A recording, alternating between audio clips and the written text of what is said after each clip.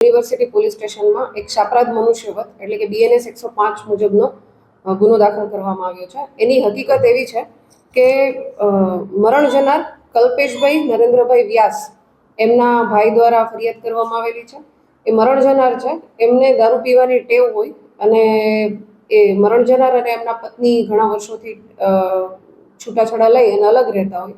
મરણ જનારનો પુત્ર છે એ પણ એના મધર સાથે રહેતો હોય, પરંતુ આ મરણ જનારને રોજે ટિફિન આપવાની એવી રીતે આવતો હોય અને થોડા સમય પહેલા મરણ જનારની તબિયત ખરાબ થતાં એને હોસ્પિટલમાં સારવાર કરાવી અને એની સેવા કરતો હતો।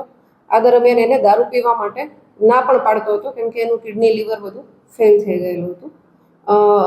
જે એ બાબતે પરમ દિવસે રાત્રે 31 તારીખે રાત્રે મરણ જનાર આરોપી જ્યારે ટિફિન આપવા ગયેલા મરણ જનારને, ત્યારે મરણ જનારે ડ્રિંક કરેલું હોય એટલે આરોપી એને ના પાડી કે તમે ડ્રિંક કરવાનું છોડી દો, તમારી સારવાર કરાવવા માટે એના માટે અમે ઘણો ખર્ચો કરેલો છે છેલ્લા 1 મહિનામાં અને અમે લોકો બધા હેરાન થઈએ છીએ તમારી ડ્રિંક કરવાની આદતના કારણે।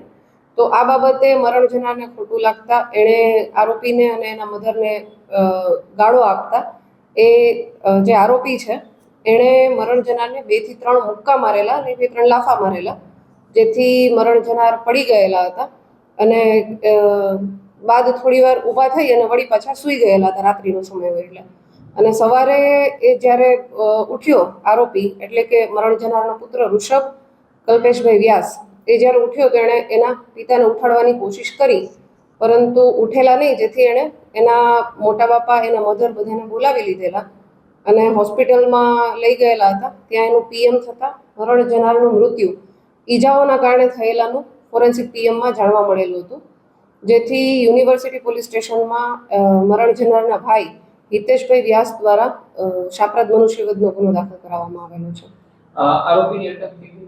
આમાં જે આરોપી છે ઋષભ કલ્પેશભાઈ વ્યાસ એની ગઈકાલે જ અટક કરવામાં આવેલી છે અને આમાં ખરેખર એણે જે શાપરાધ મનુષ્યવધનો ગુનો દાખલ કરેલો છે એ શાપરાધ મનુષ્યવધ જ છે અને અન્ય કોઈ કારણ નથી એના મૃત્યુ પાછળનું। એની તપાસ માટે આરોપીના 5 દિવસના રિમાન્ડ પણ માંગવામાં આવેલા છે।